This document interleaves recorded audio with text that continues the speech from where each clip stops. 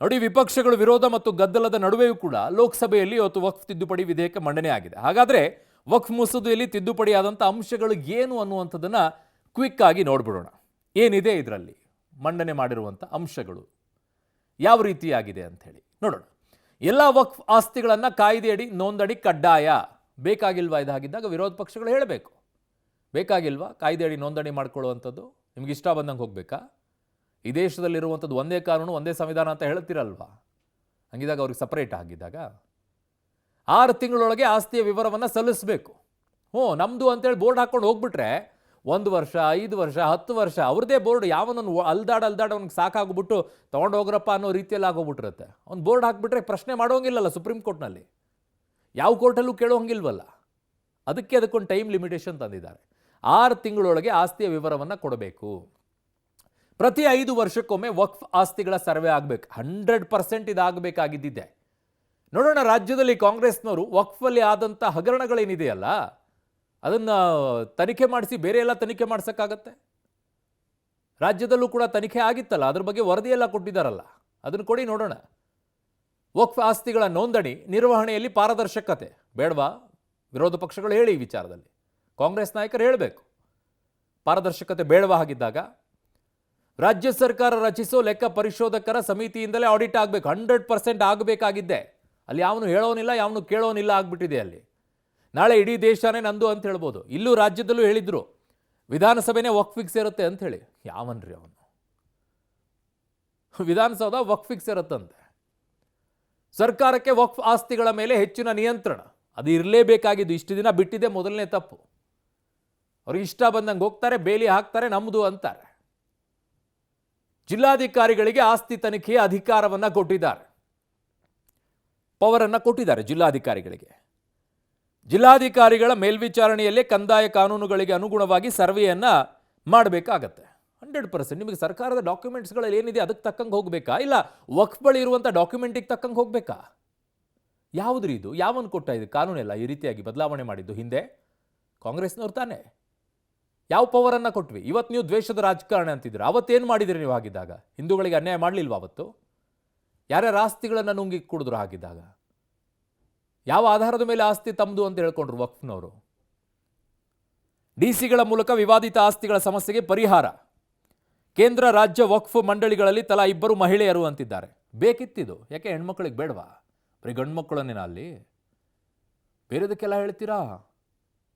ಅವ್ರು ಓದೋದಕ್ಕೆ ಕಡಿವಾಣ ಹಾಕ್ತಾ ಇದ್ದಾರೆ. ಅವ್ರು ಹಂಗಿರಬೇಕು, ಇವ್ರು ಹಿಂಗಿರಬೇಕು ಅಂತೇಳಿ. ಯಾಕೆ ಇಲ್ಲಿ ಪವರ್ ಕೊಡೋದು ಬೇಡವಾ ಅವರಿಗೆ? ಈಗ ಇಟ್ಟಿದ್ದಾರೆ ಕೇಂದ್ರ ಮತ್ತು ರಾಜ್ಯ ವಕ್ಫ್ನಲ್ಲಿ. ಮುಸ್ಲಿಮೇತರರಿಗೂ ಮಂಡಳಿಯಲ್ಲಿ ಸದಸ್ಯತ್ವವನ್ನು ನೀಡಿದ್ದಾರೆ. ಈಗ ಶಿಯಾ, ಸುನ್ನಿ, ಬೋಹ್ರಾ, ಅಫ್ಘಾನಿ ಹಿಂದುಳಿದ ವರ್ಗಕ್ಕೆ ಆದ್ಯತೆಯನ್ನು ಕೊಟ್ಟಿದ್ದಾರೆ. ಅದು ಅಘಖಾನಿ ಅಂತ ಹೇಳಿ. ಸೊ ಶಿಯಾ, ಸುನ್ನಿ, ಬೋಹ್ರಾ ಮತ್ತು ಅಘಖಾನಿ ಹಿಂದುಳಿದ ವರ್ಗಕ್ಕೆ ಆದ್ಯತೆಯನ್ನು ಕೊಟ್ಟಿದ್ದಾರೆ. ಇದು ಮುಸ್ಲಿಂ ಸಮುದಾಯದಲ್ಲಿ ಬರುವಂಥ ಜಾತಿಗಳು. ಅದರಲ್ಲೂ ಇದ್ದಾವೆ 100 ಜಾತಿಗಳು. ಅಲ್ಲಿರೋರು ಕೆಲವರು ವಿರೋಧ, ಅವ್ರನ್ನ ಯಾರನ್ನೂ ಇದರಲ್ಲಿ ಸೇರಿಸೋದಿಲ್ಲ ವಕ್ಫ್ನಲ್ಲಿ.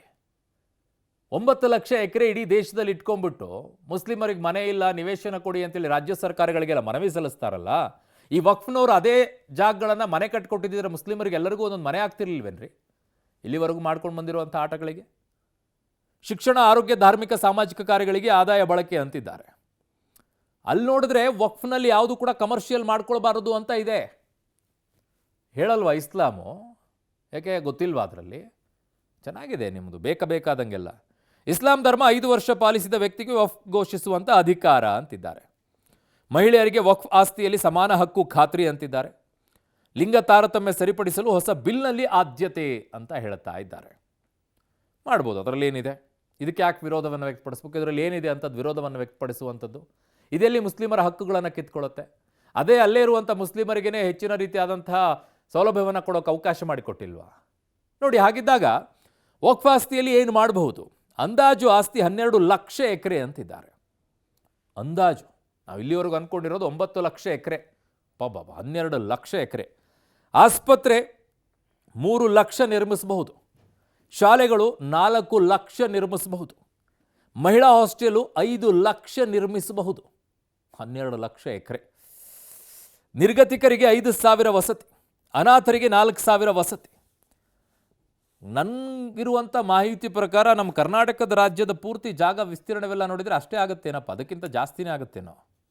12 ಲಕ್ಷ ಎಕರೆ ಅಷ್ಟೇ ಆಗಬಹುದೇನೋ ನಮ್ಮ ಇಡೀ ರಾಜ್ಯದ ಲೆಕ್ಕಾಚಾರಗಳಿಗೆ, ಅಲ್ವಾ? ಒಂದ್ಸಲ ಚೆಕ್ ಮಾಡ್ಕೊಳ್ತೀನಿ, ನೋಡೋಣ. ಇನ್ನು ವಕ್ಫ್ ತಿದ್ದುಪಡಿ ಮಸೂದೆ ತಿದ್ದುಪಡಿ ಮಂಡನೆ ವೇಳೆ ಸಂಸದೀಯ ಸಚಿವ ಕಿರಣ್ ರಿಜಿಜು ಹೊಸ ಬಾಂಬ್ ಅನ್ನು ಸಿಡಿಸಿದ್ದಾರೆ. ಹಿಂದಿನ UPA ಸರ್ಕಾರ ಸಂಸತ್ತನ್ನೂ ಕೂಡ ವಕ್ಫ್ ಆಸ್ತಿ ಅಂತ ಘೋಷಣೆ ಮಾಡುವ ಸಾಧ್ಯತೆ ಇತ್ತು ಅಂತ ಗಂಭೀರ ಆರೋಪವನ್ನು ಮಾಡಿದ್ದಾರೆ. ಇದಕ್ಕೆ ಕಿಡಿಕಾರಿದ ಕಾಂಗ್ರೆಸ್ ಸಂಸದ ಗೌರವ್ ಗೊಗೊಯ್, ಈ ಮಸೂದೆ ಸಂವಿಧಾನವನ್ನು ದುರ್ಬಲಗೊಳಿಸುವ, ಅಲ್ಪಸಂಖ್ಯಾತ ಸಮುದಾಯಗಳನ್ನು ದೂಷಿಸುವ, ಸಮುದಾಯಗಳನ್ನು ವಿಭಜಿಸುವ ಮತ್ತು ಅಲ್ಪಸಂಖ್ಯಾತರ ಹಕ್ಕುಗಳನ್ನು ಕಸಿದುಕೊಳ್ಳುವ ಗುರಿಯನ್ನು ಹೊಂದಿದೆ ಅಂತ ಆರೋಪಿಸಿದರು. ಹೆಂಗೆ ಅಂತ ವಿವರಿಸರಪ್ಪ. ಬಿಜೆಪಿ ರವಿಶಂಕರ್ ಪ್ರಸಾದ್ ವಕ್ಫ್ ಆಸ್ತಿ ಕಬಳಿಸೋಕೆ ಬಿಡಲ್ಲ ಅಂತ ಹೇಳಿದ್ರು.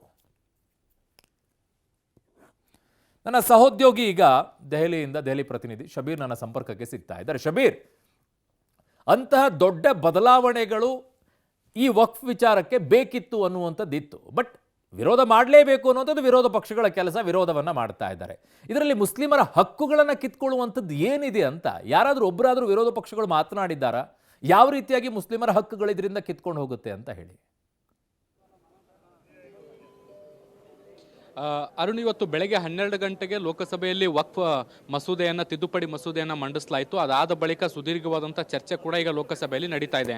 ಮುಖ್ಯವಾಗಿ ಮಸೂದೆಯನ್ನು ಮಂಡಿಸಿದ ಬಳಿಕ ಏನು ಸಂಸದೀಯ ವ್ಯವಹಾರಗಳ ಖಾತೆ ಸಚಿವ ಮತ್ತು ಅಲ್ಪಸಂಖ್ಯಾತ ಕಲ್ಯಾಣ ಇಲಾಖೆಯು ಸಚಿವರು ಕೂಡ ಆಗಿರುವಂಥ ಕಿರಣ್ ರಿಜಿಜು ಇದಕ್ಕೆ ಸಂಬಂಧಪಟ್ಟಂತೆ ಮಾತನಾಡಿದರು.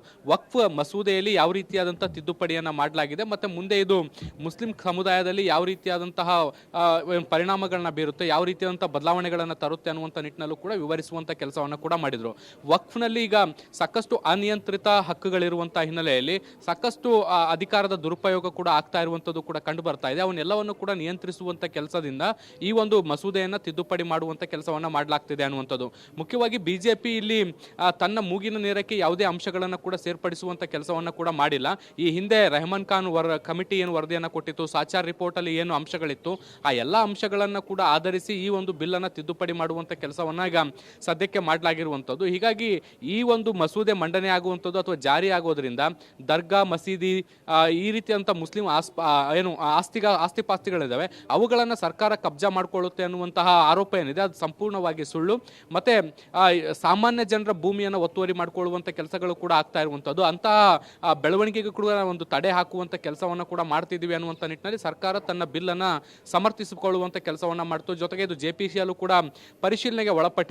ಸೊ ಹಾಗಾಗಿ ಇದು ಏಕಮುಖವಾಗಿ ತರ್ತಾ ಇರುವಂತಹ ಬಿಲ್ ಅಲ್ಲ ಅನ್ನುವಂಥ ನಿಟ್ಟಿನಲ್ಲಿ ಸಂಪೂರ್ಣವಾಗಿ ವಿವರಿಸುವಂಥ ಕೆಲಸವನ್ನ ಮಾಡಿದರು. ಇದಾದ ಬಳಿಕ ಪ್ರತಿಪಕ್ಷಗಳ ನಾಯಕರು ಕೂಡ ಪ್ರಮುಖವಾಗಿ ಮಾತಾಡಲಿಕ್ಕೆ ಶುರು ಮಾಡಿದರು. ಕಾಂಗ್ರೆಸ್ನಿಂದ ಗೋಗೊಯ್ ಅವರು ಕೂಡ ಈ ಒಂದು ವಿಚಾರಕ್ಕೆ ಸಂಬಂಧಪಟ್ಟಂತೆ ಮಾತುಗಳನ್ನು ಕೂಡ ಆಡಿದರು. ಮುಖ್ಯವಾಗಿ ಅವರು ಹೇಳ್ತಾ ಇರುವಂಥದ್ದು ಬೇರೆ ಸಮುದಾಯದ ಜನರನ್ನ ಅಥವಾ ಬೇರೆ ಏನು ಧರ್ಮದ ಜನರನ್ನ ಈ ಒಂದು ಸಮಿತಿಯಲ್ಲಿ ಸೇರಿಸುವಂಥ ಉದ್ದೇಶ ಯಾಕೆ ಅನ್ನುವಂಥ ನಿಟ್ಟಿನಲ್ಲಿ, ಯಾಕೆಂದ್ರೆ ಈ ಒಂದು ವಕ್ಫ್ ಅನ್ನುವಂಥದ್ದು ಮುಸ್ಲಿಂ ಸಮುದಾಯಕ್ಕೆ ಸಂಬಂಧಪಟ್ಟಂತಹ ಒಂದು ವ್ಯವಸ್ಥೆ ಆಗಿರುವಂತಹ ಹಿನ್ನೆಲೆಯಲ್ಲಿ ಅದರ ಆಗು ಹೋಗುಗಳನ್ನು ಕೂಡ ಆ ಸಮುದಾಯ ನೋಡ್ಕೊಳ್ಬೇಕು. ಈಗ ಬೇರೆ ಬೇರೆ ದೇವಸ್ಥಾನದ ಸಮಿತಿಗಳಿರುತ್ತೆ, ಬೇರೆ ಬೇರೆ, ಈಗ ಫಾರ್ ಎಕ್ಸಾಂಪಲ್ ತಿರುಪತಿ ಅಂತ ದೇವಸ್ಥಾನದ ಸಮಿತಿಗಳನ್ನು ಕೂಡ ನಾವು ಗಮನಿಸಬಹುದು. ಅಲ್ಲಿ ಬೇರೆ ಧರ್ಮ ಅಥವಾ ಜಾತಿಯವರಿಗೆ ಅವಕಾಶವನ್ನು ಮಾಡಿಕೊಡ್ಲಾಗಿದೆಯಾ? ಅದೇ ರೀತಿಯಾಗಿ ಈ ರೀತಿಯಾದಂಥ ಧಾರ್ಮಿಕ ವಿಚಾರಗಳಲ್ಲಿ ಮಧ್ಯಪ್ರವೇಶ ಮಾಡುವಂಥದ್ದು ಸರಿಯಲ್ಲ ಅನ್ನುವಂಥ ನಿಟ್ಟಿನಲ್ಲಿ ಅವರು ಕೂಡ ಒಂದಿಷ್ಟು ಆರೋಪಗಳನ್ನ ಮಾಡಿದ್ರು. ಮತ್ತೆ ಮುಸ್ಲಿಂ ವಿಚಾರದಲ್ಲಿ ಸಾಕಷ್ಟು ಕನಿಕರ ವ್ಯಕ್ತಪಡಿಸ್ತಾ ಇರುವಂತಹ ಬಿಜೆಪಿ ಒಂದೇ ಒಂದು ಲೋಕಸಭೆ ಸೀಟನ್ನು ಕೂಡ ಮುಸ್ಲಿಮರಿಗೆ ಕೊಟ್ಟಿಲ್ಲ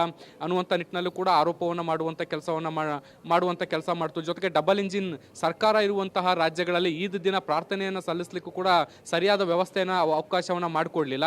ಇವರು ಮುಸ್ಲಿಂ ಹಕ್ಕುಗಳ ಬಗ್ಗೆ ಮಾತಾಡ್ತಿದ್ದಾರೆ ಅನ್ನುವಂಥ ನಿಟ್ಟಿನಲ್ಲಿ ಪ್ರತಿದಾಳಿಯನ್ನು ನಡೆಸುವಂಥ ಕೆಲಸವನ್ನು ಕೂಡ ಮಾಡಲಾಯಿತು.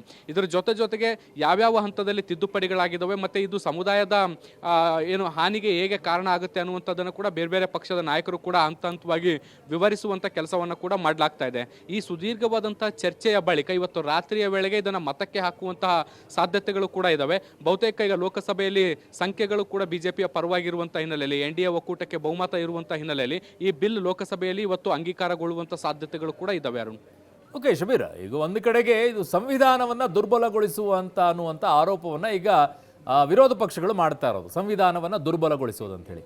ಹಾಗಿದ್ದಾಗ ಇದಕ್ಕೆ ಪವರನ್ನ ಕೊಟ್ಟಿದ್ದು ಕಾಂಗ್ರೆಸ್ಸೇ ಅಲ್ವಾ? ಆ ಸಂದರ್ಭದಲ್ಲಿ ಸಂವಿಧಾನವನ್ನ ದುರ್ಬಲಗೊಳಿಸ್ಲಿಲ್ವಾ? ಈ ರೀತಿಯಾಗಿ ಪವರನ್ನ ಕೊಟ್ಟು ಸುಪ್ರೀಂ ಕೋರ್ಟಲ್ಲೂ ಪ್ರಶ್ನೆ ಮಾಡೋ ಹಾಗಿಲ್ಲ ಇಲ್ಲಿರುವಂಥ ಆಸ್ತಿ ವಿಚಾರವನ್ನು. ಅದು ಸಂವಿಧಾನ ದುರ್ಬಲಗೊಳಿಸಿದ್ದಲ್ವಾ? ಈ ವಿಚಾರದಲ್ಲಿ ಕಾಂಗ್ರೆಸ್ನವ್ರು ಏನು ಮಾತನಾಡಲ್ವಾ ಹಾಗಿದ್ದಾಗ?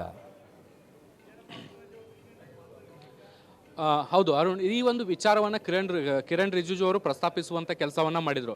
ವಕ್ಫ್ ತಿದ್ದುಪಡಿ ಆಗ್ತಾ ಇರುವಂಥದ್ದು ಇದೇ ಮೊದಲನೇ ಬಾರಿಗೆ ಅಲ್ಲ, 3-4 ಸಾರಿ ಈ ಒಂದು ವಕ್ಫ್ ತಿದ್ದುಪಡಿ ಆಗಿದೆ. ಆದರೆ ಈ ಹಿಂದೆ ಯಾರೂ ಕೂಡ ಇದನ್ನು ಪ್ರಶ್ನೆ ಮಾಡುವಂಥ ಕೆಲಸವನ್ನು ಮಾಡಲಿಲ್ಲ, ಉಸಿರು ಬಿಡುವಂಥ ಕೆಲಸವನ್ನು ಮಾಡಲಿಲ್ಲ. ಈ ರೀತಿಯಾದಂಥ ಅಪರಿಮಿತ ಅಧಿಕಾರವನ್ನು ಕೊಡುವಂಥ ಸಂದರ್ಭದಲ್ಲೂ ಕೂಡ ಯಾರೂ ಪ್ರಶ್ನಿಸುವಂಥ ಗೋಜಿಗೆ ಹೋಗಲಿಲ್ಲ. ಅಂದರೆ ಇತರೆ ಪ್ರಾದೇಶಿಕ ಪಕ್ಷಗಳಿದ್ದಾವೆ, ಅವು ಕಾಂಗ್ರೆಸ್ ಅಣತಿಯಂತೆ ಕೆಲಸ ಮಾಡಿದ್ವು. ಇವತ್ತು ನಾವು ಒಂದು ತಿದ್ದುಪಡಿಯನ್ನು ತರಲಿಕ್ಕೆ ಹೊರಟಂಥ ಸಂದರ್ಭದಲ್ಲಿ ಈ ರೀತಿಯಾದಂಥ ವಿರೋಧ ಮಾಡ್ತಾ ಇರುವಂಥದ್ದು, ಜನರನ್ನ ಮೂರ್ಖರನ್ನಾಗಿ ಮಾಡುವಂಥ ಕೆಲಸ, ವಾಸ್ತವವನ್ನು ಮುಚ್ಚಿಟ್ಟು ಈ ರೀತಿಯಾದಂಥ ಕೆಲಸಗಳನ್ನ ಮಾಡ್ತಾ ಇರುವಂಥದ್ದು ಸರಿಯಲ್ಲ ಅನ್ನುವಂಥ ನಿಟ್ಟಿನಲ್ಲೂ ಕೂಡ ಅವರು ಹೇಳಿದರು. ಜೊತೆಗೆ ಈ ಹಿಂದೆ ಸಾಕಷ್ಟು ಬದಲಾವಣೆಗಳು, ಅಪರಿಮಿತ ಅಧಿಕಾರ ಕೊಟ್ಟಂಥ ಸಂದರ್ಭದಲ್ಲೂ ಕೂಡ ಯಾರು ಪ್ರಶ್ನೆಯನ್ನು ಎತ್ತಲಿಲ್ಲ.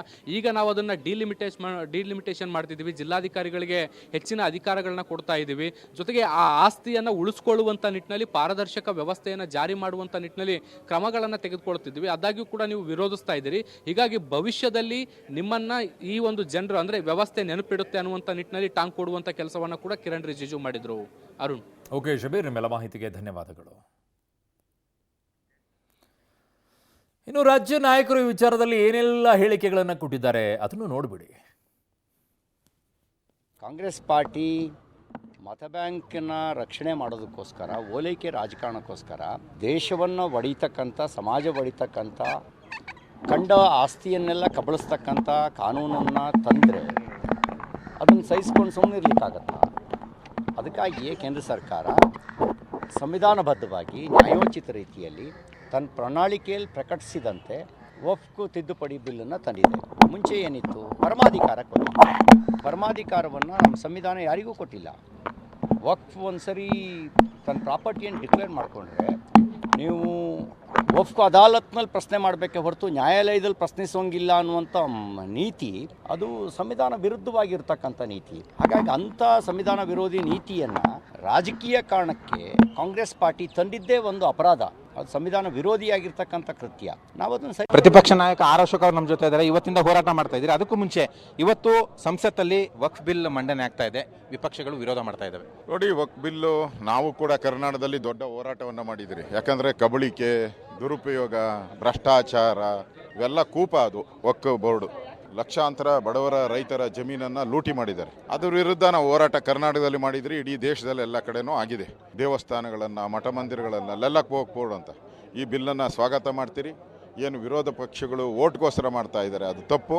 ಈ ಬಿಲ್ಲು ಸ್ವಾಗತಾರ್ಹ. ಇದರಿಂದ ದೇಶದ ರೈತರ ಆಸ್ತಿಗಳು ಉಳಿಯುತ್ತೆ. ಇದು ಪ್ರತಿಪಕ್ಷ ನಾಯಕ ಆರ್ ಅಶೋಕ್ ಅವರ ಮಾತುಗಳು. ಕ್ಯಾಮ್ರಾಮನ್ ಗಣೇಶ್ ಜೊತೆ ಮಸೂದ್ ಪಬ್ಲಿಕ್ ಟಿವಿ, ಬೆಂಗಳೂರು. ವಕ್ಫ್ ಆ್ಯಕ್ಟ್ ಏನಿದೆ ಅಲ್ಲ, ಭಾಳ ಒಂದು ಹಳೆಯ ಕಾನೂನು. ಮತ್ತು ಅದರ ಜೊತೆಗೆ ಇವತ್ತೇನು UPA ಸರ್ಕಾರ ಇದ್ದಾಗ ಆ ವಕ್ಫ್ ಕಾನೂನಿಗೆ ಏನೋ ಒಂದು ತಿದ್ದುಪಡಿಯನ್ನು ತೊಗೊಂಬಂದರು. ಮತ್ತು ಏನು ಅದರದ್ದು ಪರಿಣಾಮ ಏನಿದೆ, ಬಹುಶಃ ನೆಗೆಟಿವ್ ಇಂಪ್ಯಾಕ್ಟ್ ಭಾಳ ಆಗಿದೆ. ಒಂದು ಹೇಳ್ತೀನಿ, ಯಾವುದೇ ಪ್ರಾಪರ್ಟಿಯನ್ನು ಇದು ವಕ್ಫ್ ಅಂತ ಹೇಳಿ ಅವ್ರು ಕನ್ಸಿಡರ್ ಮಾಡಿದ್ರೆ ಅದನ್ನ ಡಿಕ್ಲೇರ್ ಮಾಡಿಬಿಡ್ತಾರೆ ಇಮಿಡಿಯೇಟ್ಲಿ. ಎಷ್ಟರವರೆಗೆ ಅಂತಂದರೆ, ಇವತ್ತು ಅಲ್ಲೇನೋ ಸರ್ವೆ ಕಮಿಷನರ್ ಅಂತಿದ್ದಾರೆ, ಆಮೇಲೆ ಅವರೇನು ನಿರ್ಧಾರಗಳನ್ನು ಮಾಡ್ತಾರೆ, ಆ ನಿರ್ಧಾರಕ್ಕೆ ಅಪೀಲ್ ಇಲ್ಲ. ಆಮೇಲೆ ಅದು ಒಂದೇ ಒಂದು ಟ್ರಿಬ್ಯುನಲ್ ಅನ್ನುವಂಥದ್ದಿದೆ. ಟ್ರಿಬ್ಯುನಲ್ ಯಾವುದೇ ಒಂದು ಪ್ರಾಪರ್ಟಿ ಬಗ್ಗೆ ಡಿಸ್ಪ್ಯೂಟು, ಇದು ವಕ್ಫ್ ಪ್ರಾಪರ್ಟಿ ಹೌದು ಅಲ್ಲೋ ಅನ್ನುವಂಥದ್ದು ನಿರ್ಧಾರ ಒಂದ್ಸಲ ಅದು ಮಾಡಿದ ಮೇಲೆ ಕೊನೆಗೆ ಒಂದೇ ಒಂದು ಅಪೀಲ್ ಇರುವಂಥದ್ದು ಟ್ರಿಬ್ಯುನಲ್. ಆ ಟ್ರಿಬ್ಯುನಲ್ ವಕ್ಫ್ ಬಿಲ್ಲು 1950ರ ದಶಕದಲ್ಲಿ ಬಂದಿದ್ದು. 1990ಯಲ್ಲೂ ಅಮೆಂಡ್ಮೆಂಟ್ ಆಗಿದೆ, 2013ರಲ್ಲೂ ಅಮೆಂಡ್ಮೆಂಟ್ ಆಗಿದೆ. ಇದೇನು ಹೊಸದಾಗೇನಲ್ಲ, ಏನೋ ಹೊಸ ಬಿಲ್ ತರ್ತೀವಿ ಅನ್ನುವಂಥ ಹುಲ್ಲು ನೆನೆಸಿದ್ದಾರೆ. ಅದು ತಪ್ಪು. 2013ಕ್ಕಿಂತ ಮುಂಚೆ ರೆಹಮಾನ್ ಖಾನ್ ಕಮಿಟಿ ಕೆಲವು ಶಿಫಾರಸುಗಳನ್ನು ಮಾಡಿತ್ತು. ಇಲೆಕ್ಷನ್ ಮುಂಚೆ ಕೇವಲ ಮತ ಬ್ಯಾಂಕಿಗಾಗಿ ಅವತ್ತಿನ UPA ಕಾಂಗ್ರೆಸ್ ಸರ್ಕಾರ ಕೆಲವನ್ನು ಮಾಡಿ ಕೆಲವು ಬಿಟ್ಟಿತ್ತು. ಅದರ ಮುಂದುವರೆದ ಭಾಗವಾಗಿ ಈ ಅಮೆಂಡ್ಮೆಂಟ್ ಬಂದಿದೆ. ಇಲ್ಲಿ ಮುಖ್ಯವಾಗಿ ಈ ದೇಶದ ಕಾನೂನು ಬಹಳ ದೊಡ್ಡದು, ರೂಲ್ ಆಫ್ ಲಾ ಅಂತ ಹೇಳ್ತೀವಿ, ಸಂವಿಧಾನ ದೊಡ್ಡದು. ಕೆಲವು ಅಂಶಗಳು 2013 ಮತ್ತು 1990 ಸೊ ಇಲ್ಲಿಯವರೆಗೂ ಇದ್ದಂಥ ವಾದ ಏನು? ಮುಸ್ಲಿಮರು ದಾಳಿ ಮಾಡಿದಂಥ ಸಂದರ್ಭದಲ್ಲಿ ನಮಗೆ ಅವಾಗೆಲ್ಲ ಜಾಗಗಳಿತ್ತು, ಅದಕ್ಕೆ ಜಾಗಕ್ಕೆ ತಕ್ಕಂಗೆ ನಮ್ಮ ಆಸ್ತಿಗಳಿದ್ದಾವೆ, ಅದನ್ನು ನಮಗೆ ವಾಪಸ್ ಕೊಡಬೇಕು ಅಂತ ಕೇಳ್ತಾ ಇದ್ದಿತ್ತು. ನನ್ನ ವಾದ ಇಷ್ಟೇ, ಮುಸ್ಲಿಮರು ದಾಳಿ ಮಾಡೋಕ್ಕಿಂತ ಮುಂಚಿತವಾಗಿ ಯಾವ್ಯಾವ ರಾಜ್ಯರು ಯಾವ್ಯಾವ ಸಾಮ್ರಾಜ್ಯಗಳನ್ನು ಕಟ್ಟಿದ್ರು ಅನ್ನೋದು ನಮಗೆ ಇತಿಹಾಸದಲ್ಲಿ ಪಾಠವನ್ನು ಮಾಡಿದಾರಲ್ಲ, ಆಯಾ ರಾಜಮನೆತನಕ್ಕೆ ಬಿಟ್ಬಿಡಿ, ಆಗುತ್ತಾ? ಅದು ಹೆಂಗೆ ವಕ್ಫ್ ಫಿಕ್ಸ್ ಇರುತ್ತೆ? ಹಿಂಗೆ ಬಿಟ್ಕೊಂಡು ಹೋಗಿದ್ರೆ ಇವತ್ತು 12 ಲಕ್ಷ ಎಕರೆ ಭೂಮಿಯನ್ನು ಇಟ್ಕೊಂಡಿರುವಂಥ ವಕ್ಫು ನಾಳೆ ದೇಶದ ಮುಕ್ಕಾಲು ಭಾಗವನ್ನು ಜಾಗ ಇಟ್ಕೊಂಡು ಇದು ಮುಸ್ಲಿಂ ದೇಶ ಅಂತ ಹೇಳ್ತಾ ಇರಲಿಲ್ಲ ಅಂತ ಏನು ಗ್ಯಾರಂಟಿ? ಯಾರಾದರೂ ಒಬ್ಬರಾದರೂ ಮಾತಾಡಿ ನೋಡೋಣ.